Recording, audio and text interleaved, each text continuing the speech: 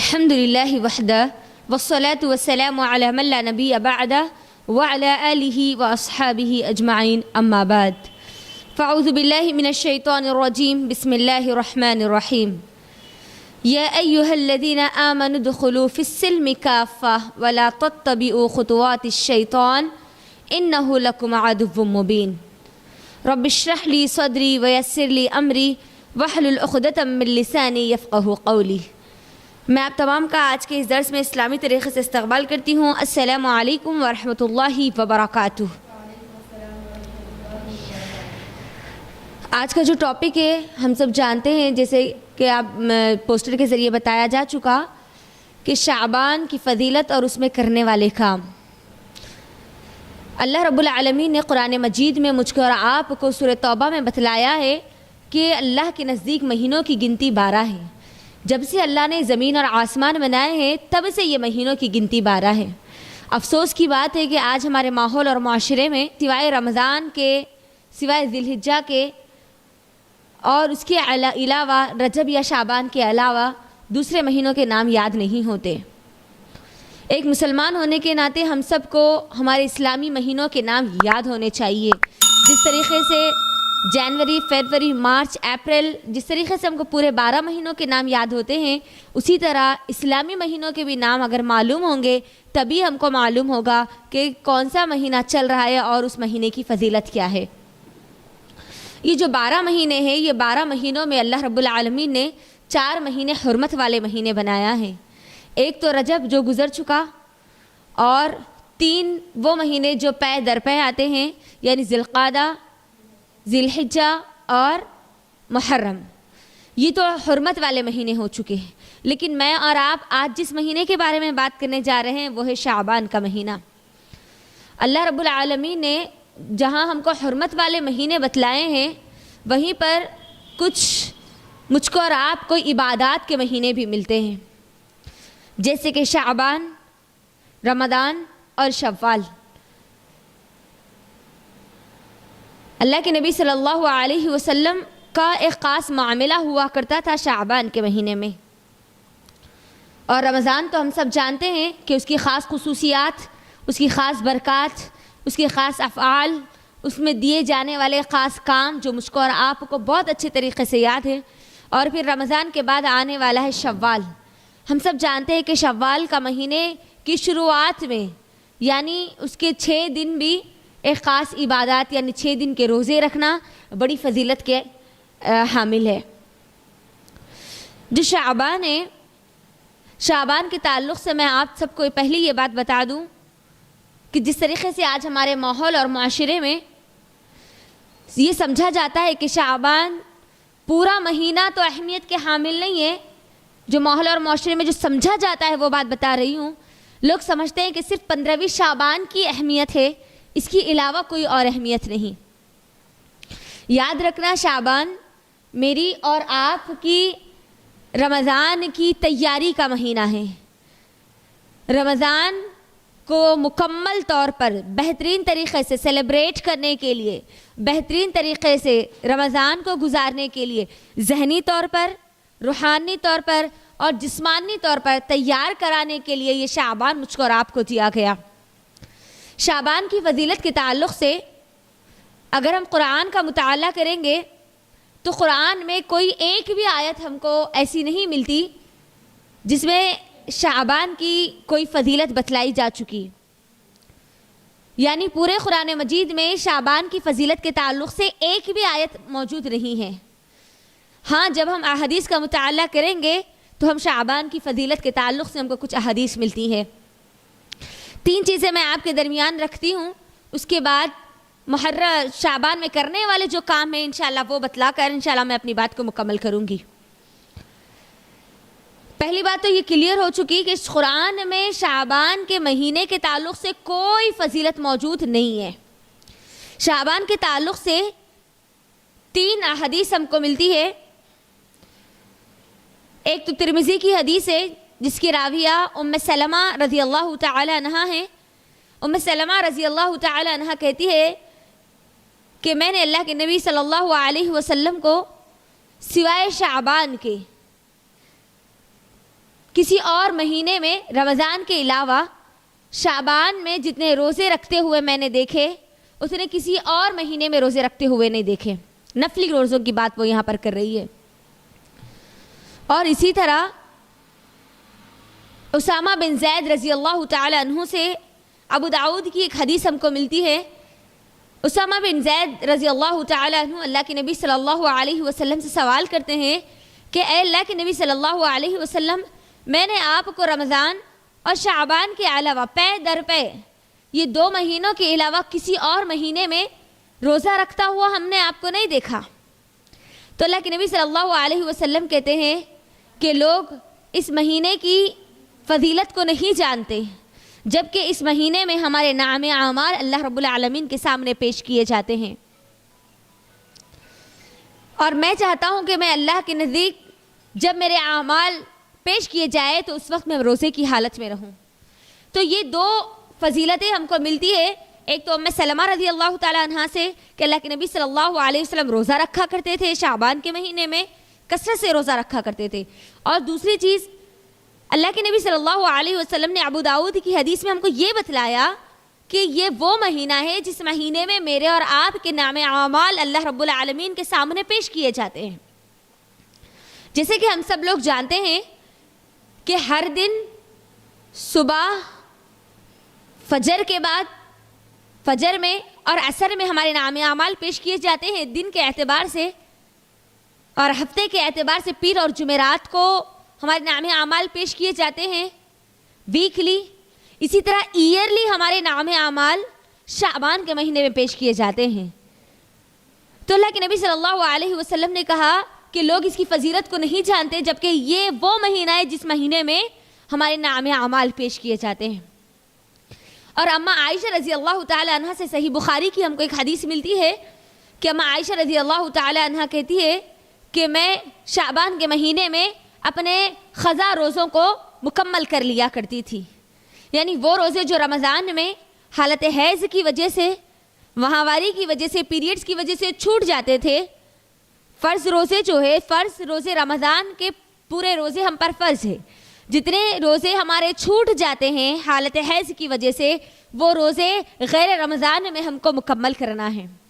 تو اماں عائشہ رضی اللہ تعالی عنہ کا یہ معاملہ ہوا کرتا تھا کہ اماں عائشہ رضی اللہ تعالی عنہ شوال کے بجائے شعبان میں، یعنی رمضان آنے سے پہلے شعبان میں وہ اپنے قضا روزوں کو مکمل کر لیا کرتی تھی. اس کے علاوہ ہم کو قرآن اور حدیث میں شعبان کے تعلق سے کوئی اور فضیلت نہیں ملتی سوائے نفلی روزے اور نام اعمال پیش کیے جانے کے علاوہ. ہم کو کوئی اور چیز قرآن اور حدیث کا مکمل مطالعہ کرنے کے بعد ہم کو نہیں ملتی. افسوس کی بات ہے کہ آج ہمارے ماحول اور معاشرے میں شعبان کی 15ویں شب کو ایک خاص شب بنا دیا جا چکا، شب برات کے تعلق سے. ہر مسلمان کو چاہیے کہ وہ اپنے تھوڑا سا ذہن کو کھولے، دماغ کا استعمال کریں.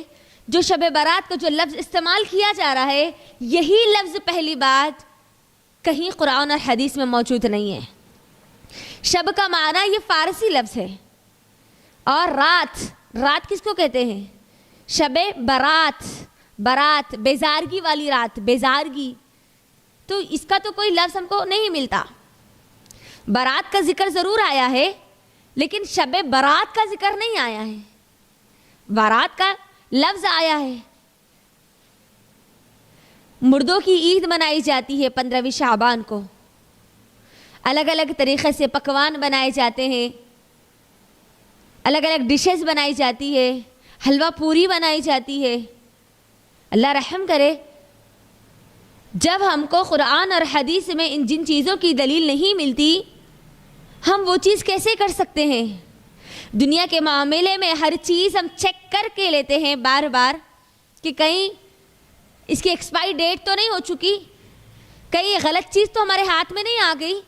ویسے ہی دین کے معاملے میں ہم کب تک گمراہ رہیں گے؟ کب تک ہم ہمارے عقلوں کا استعمال نہیں کریں گے؟ نبی صلی اللہ علیہ وسلم کی احادیث واضح ہے، قرآن ہمارے پاس پوری وضاحت کے ساتھ موجود ہے. اس کے باوجود بھی آج ہم ہماری خود کی انا پر کب تک بیٹھے ہوئے رہیں گے؟ صحیح طریقہ آ جانے کے بعد اس کو قبول نہ کرنا یہ جہالت کی نشانی ہے۔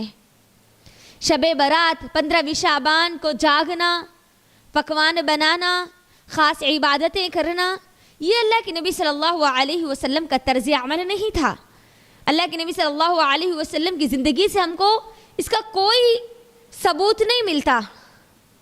قرآن اور حدیث کو جب تک ہم سمجھیں گے نہیں تب تک ہم کو یہ بات سمجھ میں نہیں آئے گی کہ یہ کیوں منانا ہے یا کیوں نہیں منانا ہے۔ تو شعبان کے مہینے میں کرنے والے جو کام ہیں وہ صرف نفلی روزے ہیں، اس کے علاوہ کوئی اور ہم کو کام نہیں کرنا۔ لوگ یہ سمجھتے ہیں کہ مردوں کی جو عید ہوتی ہے، مردے واپس آتے ہیں، ان کے من پسند کے جو کھانے ہیں وہ کھا کر جاتے ہیں۔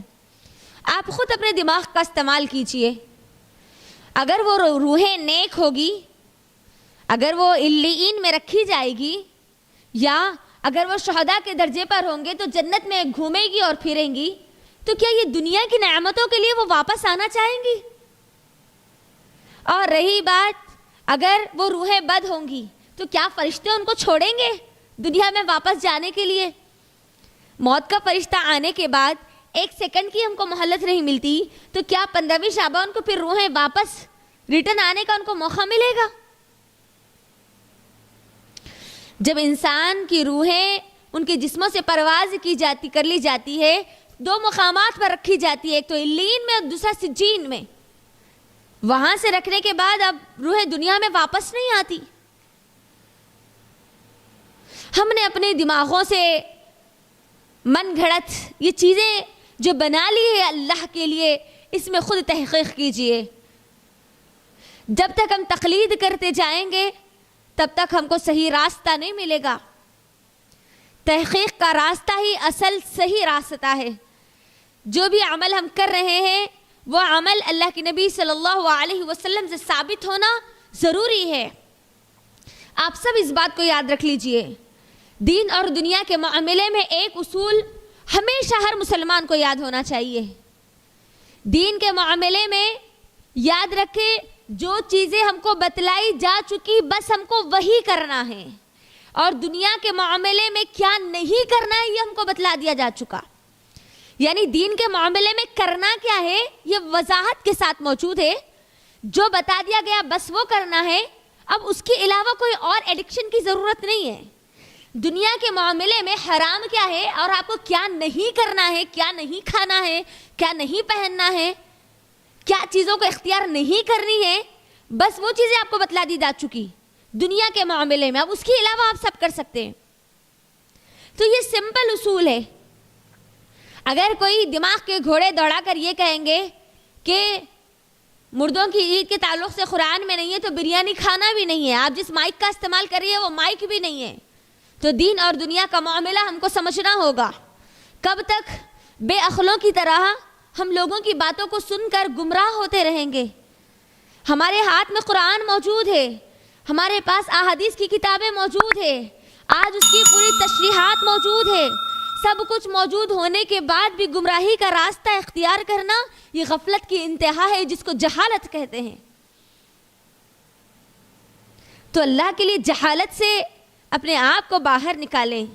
یہ مردوں کی عید کرنا، خاص 15 شعبان کو عبادتیں کرنا، یہ اللہ کے نبی صلی اللہ علیہ وسلم نے تو نہیں کیا، اور نہ اللہ کے نبی صلی اللہ علیہ وسلم کے جانے کے بعد نہ ابو بکر رضی اللہ تعالیٰ عنہ نے کیا، نہ عمر بن خطاب رضی اللہ تعالیٰ عنہ نے کیا، نہ عثمان بن عفان رضی اللہ تعالیٰ عنہ نے کیا، اور نہ ہی علی بن ابی طالب رضی اللہ تعالیٰ عنہ نے کیا۔ نہ اللہ کے نبی صلی اللہ علیہ وسلم کی جتنی ازواج ابھی زندہ تھی نہ انہوں نے کیا۔ تو کیا اللہ کے نبی صلی اللہ علیہ وسلم نے یہ نیکی ہم سے چھپا لی تھی؟ نعوذ باللہ۔ اللہ کے نبی نے تو مکمل دین مجھ کو اور آپ کو بتلا دیا۔ اليوم اکملت لکم دینکم واتممت علیکم نعمتی ورضیت لکم الاسلام دینا۔ اللہ نے سورہ مائدہ میں کیا کہا؟ آج کے دن ہم نے دین کو مکمل کر دیا، اور جتنی نعمتیں تھی جو اللہ رب العالمین کی طرف سے نازل کی جانے تھی، جتنی نعمتیں ہم کو دی جانے والی تھی، وہ تمام کی تمام نعمتیں دے دی جا چکی، اور اللہ رب العالمین ان سب سے راضی ہو چکا۔ اب اس کے علاوہ کوئی اور دین کی اللہ رب العالمین کے پاس اہمیت نہیں ہے. یعنی مجھ کو اور آپ کو کیا عبادات کرنی ہے، کب جاگنا ہے، کون سا دن خاص ہے، اب یہ اللہ کے نبی صلی اللہ علیہ وسلم مکمل طور پر بتا کر اس دنیا سے جا چکے. خاص دن کو منانا تو یا تو دلیل قرآن سے ہونی چاہیے یا حدیث سے ہونی چاہیے یا صحابہ کے عمل سے ہونا چاہیے، تبھی جا کر ہم اس کے اوپر سچائی کا، صحیح ہونے کا ثبوت اس کے اوپر اس کو مہر لگا سکتے ہیں. ورنہ کس بنیاد پر ہم یہ منا رہے ہیں؟ ہو سکتا ہے یہ میری بات سننے کے بعد کوئی عقل کے اندھے جہالت کو اختیار کرے، لیکن اللہ رب العالمین جس کو سمجھ دے دے وہ کبھی جہالت کی طرف نہیں آ سکتے. جب بھی شرک اور بدعات کی بات آتی ہے تو شیطان لوگوں کے ذہنوں میں جہالت کو طاری کر دیتا ہے. یہ تو وہ ہے، وہ تو وہ ہے، وہ تو وہ ہے. یاد رکھنا کل قیامت کے دن میں بھی ہوں گی، آپ بھی ہوں گے، ہم سب ہوں گے. قرآن اور احادیث کی صحیح تعلیمات پر عمل کرنے والے لوگ بھی ہوں گے. قیامت کے دن تو ہر چیز وضاحت کے ساتھ مکمل طور پر ہمارے درمیان رکھ دی جائے گی، لیکن اس دن کے پچھتاوے کے علاوہ اور ہمارے ہاتھ میں کچھ نہیں ہوگا. دنیا میں اگر ہم کو غلط راستے کے بعد صحیح راستہ مل جائے تو ہو سکتا ہے انسان اپنی کامیابی کی طرف چلے جائے، لیکن وہاں پر ایک مرتبہ اگر پوری دنیا ہماری گزر گئی غلط راستے پر، جہالت میں، تو پھر موت کا فرشتہ آنے کے بعد، موت کو ہماری آنکھوں سے دیکھنے کے بعد اب پھر ہم گمراہی سے نہیں بچ سکتے. تو عقل مند انسان کے لیے یہ اشارہ کافی ہے کہ اگر وہ مسلمان ہے اور اپنے آپ کو سچا اور پکا مسلمان سمجھتا ہے تو اس کو چاہیے کہ وہ قرآن اور حدیث پر مکمل عمل کرے، وہی عمل کرے جو اللہ کے نبی صلی اللہ علیہ وسلم پر سے ثابت ہے، اللہ کے نبی صلی اللہ علیہ وسلم کی جس پر مہر ہے. لوگ یہ کہتے ہیں کہ مردے آتے ہیں تو ہم ان کو کھلاتے ہیں، پلاتے ہیں، ان کو ثواب ملتا ہے، ان کو اجر ملتا ہے. مردوں کو اجر پہنچانے کا طریقہ بھی اللہ کے نبی صلی اللہ علیہ وسلم نے ہم کو بتلایا ہے. مردے جب روحیں ہماری جسم سے نکلتی ہے نا تو یہ کھانے اور پینے کی یہ چیزوں کی محتاج نہیں ہوتی. صحیح مسلم کی حدیث ہے، اللہ کے نبی صلی اللہ علیہ وسلم کہتے ہیں کہ ہر انسان کے 3 دوست ہوتے ہیں اور 2 دوست اس کی قبر تک ساتھ ہوتے ہیں. جیسے اس کو قبر میں ڈال دیا جاتا ہے وہ 2 دوست واپس ہو جاتے ہیں اور ایک دوست ہمیشہ اس کے ساتھ رہتا ہے. وہ 3 دوستوں میں اللہ کے نبی صلی اللہ علیہ وسلم بتلاتے ہیں، پہلا تو اس کا مال ہے اور دوسرے اس کے رشتہ دار ہے، تیسرا اس کے نام اعمال ہے. یہ 2 دوست مال اور اولاد. مال تو اس کی سانس ختم ہوتے ہی اس سے اس کا رشتہ ٹوٹ گیا، اور اولاد اور رشتہ دار قبر میں دفن کرتے ہی اس سے دور ہو گئے، اور رہے نام اعمال جو ہمیشہ اس کے ساتھ رہیں گے. اگر ہم چاہتے ہیں کہ ہمارے نام اعمال میں ہم مرنے کے بعد بھی اضافہ ہوتا رہے تو ہم کو ثواب جاریہ کے کام کرنے ہوں گے. صحیح مسلم کی حدیث کے مطابق اللہ کے نبی صلی اللہ علیہ وسلم کہتے ہیں کہ یہ 3 کاموں کے علاوہ، یہ 3 چیزوں کے علاوہ ہم کسی اور چیز سے مرنے والے لوگوں کو ثواب نہیں پہنچا سکتے، ان کے اجر میں اضافہ نہیں کر سکتے. اگر ہم چاہتے ہیں کہ ہمارے مرحومین کے درجات کو ہم بلند کریں، ان کو اجر پہنچائے، ان کی مغفرتیں کرے، ان کے عذاب میں ہم کچھ کمی کرے، تو ہم کو چاہیے کہ ہم اللہ کے نبی صلی اللہ علیہ وسلم کے طریقے سے جو ہم کو سنت ملتی ہے اس کو اختیار کریں، ثواب جاریہ کے ہم کام کریں. اگر ہم چاہتے ہیں کہ ہمارے مرنے کے بعد بھی ہم کو اجر ملتا رہے، ثواب ملتا رہے، ہمارے لیے کوئی دعائیں کرتے رہے، ہمارے نیکیوں کے کھاتے میں اضافہ ہوتا رہے، ہمارا اکاؤنٹ بڑھتا رہے، تو ہم کو چاہیے کہ ہم یہ 3 کام کریں. پہلی چیز تو ہم نفع بخش علم حاصل کریں اور لوگوں کو وہ علم پہنچائے. نفع بخش علم، قرآن اور حدیث کا علم، لوگوں کو فائدہ پہنچانے والا علم. جب تک یہ علم زندہ رہے گا، لوگوں کو بھلائی کا حکم دینا، برائیوں سے روکنا، اس کا علم جب تک آپ لوگوں کو سکھاتے رہیں گے، پڑھاتے رہیں گے اور وہ علم بڑھتا رہے گا، بڑھتا رہے گا، بڑھتا رہے گا، تب تک وہ شروع کرنے والے بندے کو اس کا اجر ملتا رہے گا. جس کے پاس تک جاتا رہے گا، ہر ایک کو اس کا اجر ملے گا، اور جس نے شروعات کی تھی اس کو بھی اس کا اجر ملے گا۔ تو ایک تو نفع بخش علم ہے جو آپ کو ہمیشہ ثواب جاریہ کا یہ کام کر سکتا ہے۔ دوسرا ہماری اولاد ہے، جب نیک اور صالح اولاد ماں باپ کے اس دنیا سے جانے کے بعد اللہ سے دعائیں کرتی ہے تو اللہ رب العالمین ماں باپ کے درجات کو بلند کرتے ہیں۔ یہ دوسرا کام ہے ثواب جاریہ، یعنی ہمیشہ ثواب کو جاری رکھنے کا کام۔ تو اللہ کے لیے اپنی اولاد کو نیک اور صالح بنائیے، ان کو اللہ والے بنائیے، ان کو اہل قرآن بنائیے، ان کو تحقیق کرنے والے دماغ بنائیے، ریسرچ کرنے والے بنائیے، قرآن اور حدیث پر ریسرچ کرنے لگائیے۔ وہ آپ کے لیے کچھ کر کے جائیں گے اس دنیا سے تو ان کے اعمال میں آپ کا بھی حصہ اللہ رب العالمین رکھے گا۔ تو اپنی اولاد کو نیک اور صالح بنائیں۔ تیسری چیز، صدقہ جاریہ کے کام کریں۔ صدقہ جاریہ یعنی کسی کو صدقہ دینا، کسی کو کھلانا، کسی کو پلانا، یا کہیں بورڈ ڈلوا دینا، کہیں مدرسے میں کسی ایک بچے کو پڑھانا، یا کسی ایک یتیم بچی کی پرورش کرنا، یا کہیں پر ایک درخت لگوا دینا۔ جب تک وہ درخت قائم رہے گا، اس درخت سے لوگ فائدہ اٹھاتے رہیں گے، تب تک ہم کو اس کا اجر ملتا رہے گا۔ صدقہ جاریہ، ہمارے جتنے مرحومین اس دنیا سے جا چکے ہیں ہم ان کے لیے صدقہ کر سکتے ہیں، کسی کی مدد کر سکتے ہیں اور کہہ سکتے ہیں کہ اے اللہ میں اپنے والدین کے لیے صدقہ کر رہی ہوں، تو ان کو اس کا اجر دے دے، اللہ رب العالمین اس کا اجر ضرور دے گا انشاءاللہ۔ تو اس کے علاوہ ہم کو کوئی اور طریقے سے ہم ان کو اجر نہیں پہنچا سکتے، ہم ان کو خوش نہیں کر سکتے، ہم ان کو سکون نہیں دے سکتے۔ اللہ کے لیے ان چیزوں کو سمجھنے کی کوشش کیجئے۔ جب تک ہم سمجھیں گے نہیں تب تک ہم کو یہ چیز سمجھ میں نہیں آئے گی۔ تو یہ شعبان کے تعلق سے خاص طور پر یہ وضاحت جو میں اس سے پہلے بھی کر چکی ہوں، ایک مکمل درس یوٹیوب پر موجود ہے شب برات کے تعلق سے، جو جتنی احادیث من گھڑت احادیث لوگوں نے لے کر 15ویں شعبان کو ایک چکا چوند رات بنا دیا ہے۔ یاد رکھنا قرآن اور حدیث میں اس 15ویں شعبان کی کوئی فضیلت، کوئی اہمیت ہم کو نہیں ملتی۔ شعبان کے روزوں کے علاوہ، نام اعمال پیش کیے جانے کے علاوہ ہم کو کوئی اور بات ہم کو نہیں ملتی۔ تو یہ شعبان اصل میں تیاری ہے میری اور آپ کی رمضان کی۔ رمضان کے لیے مجھ کو اور آپ کو تیار ہونا ہے۔ میں آپ سب کو ایک اور کام دیتی ہوں شعبان میں کرنے کا۔ اکثر ہمارا وقت رمضان میں شاپنگ کے لیے خاص ضائع ہو جاتا ہے۔ اگر آپ واقعی رمضان کو بہترین رمضان بنانا چاہتی ہے تو شعبان سے اگر آپ ذہنی طور پر، جسمانی طور پر، روحانی طور پر اپنے آپ کو تیار کر ہی رہی ہے تو آپ اپنے رمضان کی جو بھی آپ شاپنگ کرنا چاہتی ہے وہ شعبان میں ہی کر لیں۔ رمضان کا مہینہ تو بہت افضل ہے، بہت اہمیت کے حامل ہے۔ ایک عقل مند انسان، ایک مومن رمضان کے ایک سیکنڈ کو بھی برباد نہیں کرتا، ایک سیکنڈ کو بھی برباد نہیں کرتا۔ تو اگر آپ چاہتی ہے کہ آپ رمضان کے لیے کچھ شاپنگ کر لیں تو آپ شعبان میں ہی کر لیں، تاخراتوں میں جا کر بہترین وقت کو اللہ کے لیے ضائع نہ کریں۔ اللہ رب العالمین میری اور آپ کی زندگی میں رمضان لا رہا ہے تو اس کی قدر کرے۔ اللہم بلغنا رمضان، اللہ ہم سب کو رمضان میں داخل کر دے صحت کے ساتھ اور عافیت کے ساتھ۔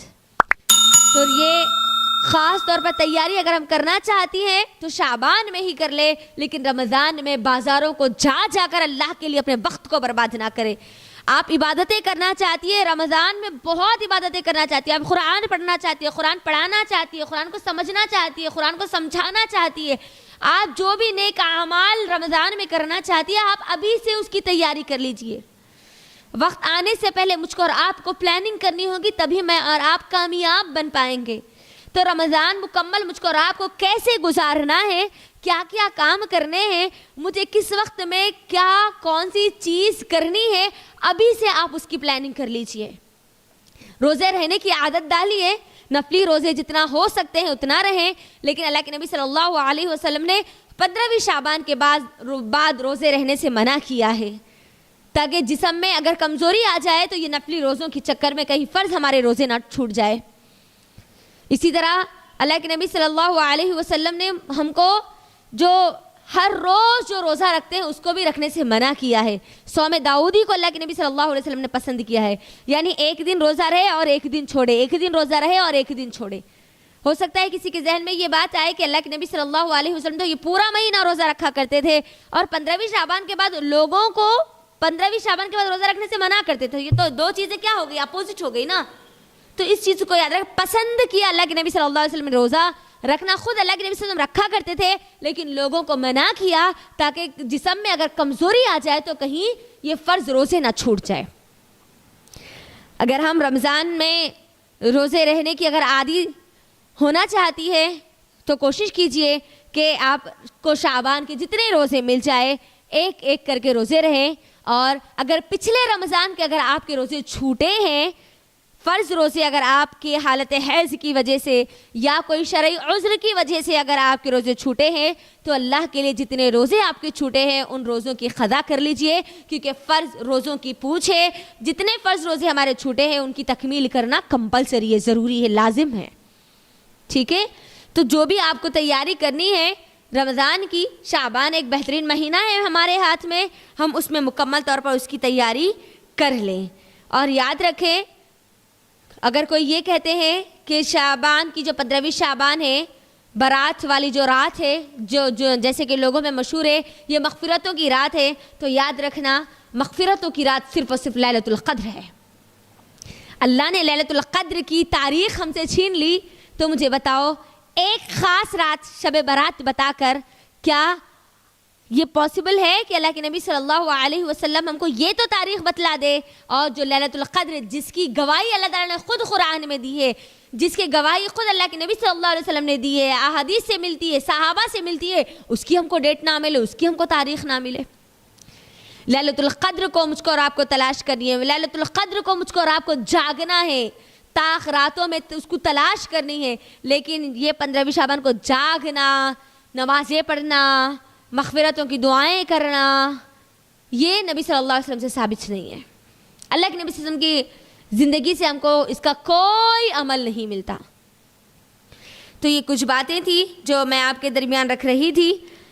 یاد رکھنا ہم مسلمان ہیں اور ایمان والوں کے لیے اللہ رب العالمین نے قرآن مجید میں ایک اصول واضح کر دیا ہے, اور وہ اصول کیا ہے؟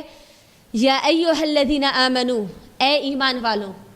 اگر ہم ایمان والے ہیں تو اب یہاں پر اپنے دماغوں کا استعمال کریں. یا ایھا الذین آمنو, اے ایمان والوں, ادخلوا فی السلم کافہ, تم کو کیا کرنا ہے؟ مکمل طور پر اسلام میں داخل ہونا ہے. کبھی دل بولے تو اسلام کا کوئی رکن لے لے, کبھی دل بولے تو کوئی چھوڑ دے. رمضان کے روزے تو رکھ لے لیکن شعبان کی 15ویں شب کو جاگ کر من مرضی عبادت کرے. اللہ رب العالمین نے ہم کو کیا کہا؟ ادخلوا فی السلم کافہ, تم کو مکمل طور پر اسلام میں داخل ہونا ہے. اسلام مکمل بتا دیا گیا, الیوم اکملت لکم دینکم, تم کو دین مکمل تمہارے ہاتھ میں دے دیا گیا. تو وہیں پر اب بتا دیا گیا کہ ادخلوا فی السلم کافہ, تم کو مکمل طور پر اسلام میں داخل ہونا ہے. من مرضی جو چاہے وہ لے لے اور من مرضی جو چاہے وہ چھوڑ دے, تو یہ مسلمان کا شیوا نہیں ہے, یہ مسلمان کا کام نہیں ہے. ادخلوا فی السلم کافہ ولا تتبعوا خطوات الشیطان, اور یاد رکھو اللہ تعالیٰ تنبیہ کر رہا ہے یہاں پر کہ تم شیطان کے قدموں کی پیروی مت کرنا, اس کے فٹ اسٹیپ پہ مت چلنا. اللہ رب العالمین کی طرف سے یہ نصیحت ہے ہم سب کے لیے. انہو لکم عدو مبین, وہ تمہارا کھلا دشمن ہے. اللہ نے یہاں پر کیوں کہا کہ اس کے قدموں کی پیروی مت کرنا؟ کیونکہ یہ شیطان ہی ہے جو دین میں نئی چیزیں داخل کر کے لوگوں کو گمراہ کرنے کی کوشش کرتا ہے اور لوگوں کو اصل دین سے دور کر دیتا ہے. اور وہی معاملہ آج مسلمانوں کی اکثریت میں ہو چکا ہے. شیطان میرے اور آپ کے دنیا کی زندگی میں نہیں آتا, دین کے معاملات میں آتا ہے. کیونکہ دنیا سے ہم کتنی محبت کرتے ہیں ہر ایک کو یہ بات بہت اچھے سے معلوم ہے, لیکن اس کا اصل مقصد میرے اور آپ کی دنیا کو خراب کرنا نہیں ہے. شیطان کا اصل مقصد مجھ کو اور آپ کو جنت سے ہمیشہ کے لیے محروم کرنا ہے, جس طریقے سے وہ محروم کر دیا گیا. اسی لیے اللہ نے کہا کہ تم اس کے قدموں کی پیروی مت کرنا، کیونکہ ایک وقت آئے گا جب امت مسلمہ، ایمان والے لوگ جس طرف شیطان چلے گا اسی طرف وہ لوگ بھی چلیں گے۔ اسی لیے اللہ نے کیا کہا، تم اس کے قدموں کی پیروی مت کرنا، اس کے پیچھے پیچھے پیچھے مت چلنا، وہ جو تم کو بتا دے راستہ بس اس کی طرف مت چلنا۔ تم کو ایک راستہ دے دیا گیا، اطیعوا اللہ و اطیعوا الرسول کا راستہ دے دیا گیا، بس تم اس کو پکڑے رہنا۔ اور یاد رکھنا اس کے پیچھے نہ تو اس کے پیچھے جانا ہے، کیوں نہیں جانا؟ کیونکہ وہ تمہارا دشمن ہے، وہ کبھی تمہارے حق میں بھلا نہیں کر سکتا۔ اللہ رب العالمین نے خاص طور پر تنبیہ کی ہے یہاں پر، تو ہم کو چاہیے کہ ہم ہمارے دماغ کے دروازوں کو ذرا کھولیں، دماغوں کا استعمال کریں، قرآن اور حدیث کا مطالعہ کریں، اور جو صحیح طریقہ قرآن اور حدیث میں بتایا گیا ہے اس پر عمل کریں۔ جو بھی آپ عمل کر رہے ہیں یاد رکھنا وہ عمل قبول ہوگا یا نہیں، اس کی گارنٹی ہے کس بات پر؟ یا تو وہ عمل اللہ رب العالمین ہم کو بتلائے، یا نبی صلی اللہ علیہ وسلم بتلائے، یا صحابہ وہ عمل کر کے بتلائے، تب ہی وہ عمل پر مہر ہوگی کہ وہ عمل قبول ہوگا۔ اس کے علاوہ اگر ہمارے بڑے کرتے تھے، خاندانی رواج تھا، ہمارے پہلے سے بزرگ کرتے ہوئے آ رہے ہیں، اگر آپ اس بات کی مہر لگائیں گے تو پھر وہ عمل قبول ہونے والا نہیں ہے، کیونکہ کل قیامت کے دن جب اللہ کے سامنے ہم کھڑے ہوں گے تو اللہ رب العالمین دین اسلام پر تو نے عمل کیا یا نہیں کیا وہ پوچھے گا، نہ کہ تو اپنے خاندان کی پرمپرا کو مکمل کیا یا نہیں کیا، یہ نہیں پوچھے گا۔ خبر میں جو سوالات کیے جائیں گے وہ کیا ہوں گے؟ تیرا رب کون ہے، تیرا نبی کون ہے، تیرا دین کیا ہے، یہ پوچھا جائے گا۔ تیرے بڑوں کا طریقہ کیا ہے، تیرے بزرگ کا رواج کیا ہے، یہ نہیں پوچھا جائے گا۔ اسی لیے عبادات کے معاملے میں شیطان معاملات میں تو صحیح معاملات میں گمراہ کرنے کی تو کوشش کرتا ہی ہے، اور جہالت کہاں پر ہم کو اختیار گمراہ کرے، کہاں پر انسان کے پاس جہالت لاتا ہے؟ عبادات میں، خاص طور پہ عبادات میں۔ تو عبادات ہم جو بھی عبادت کریں، چاہے وہ 2 رکعت نماز ہی پڑھنا کیوں نہ ہو، خاص دن، خاص وقت، خاص اس کو سمجھ کر اگر پڑھیں گے تو وہ بھی ہمارے لیے عبادت، وہ بھی عبادت ہمارے لیے بدعت بن جائے گی۔ تو خاص رات میں خاص عبادتیں، خاص دعائیں، خاص کھانے، خاص پینے، خاص چیزیں اگر ہم کریں گے تو خاص ہم کو کیا کرنا چاہیے؟ قرآن اور حدیث اور صحابہ کے منہج پر ملنا چاہیے، صحابہ کے طریقے پر ملنا چاہیے، صحابہ کی زندگی میں ملنا چاہیے، کیونکہ ہمارے پاس گارنٹی قرآن اور حدیث اور صحابہ کی ہے، نہ کہ ہمارے بڑے اور بزرگ کی ہے۔ تو امید کرتی ہوں کہ یہ وضاحتیں آپ کے درمیان جو میں نے رکھی ہے یہ آپ کو سمجھ میں آ چکی ہوگی۔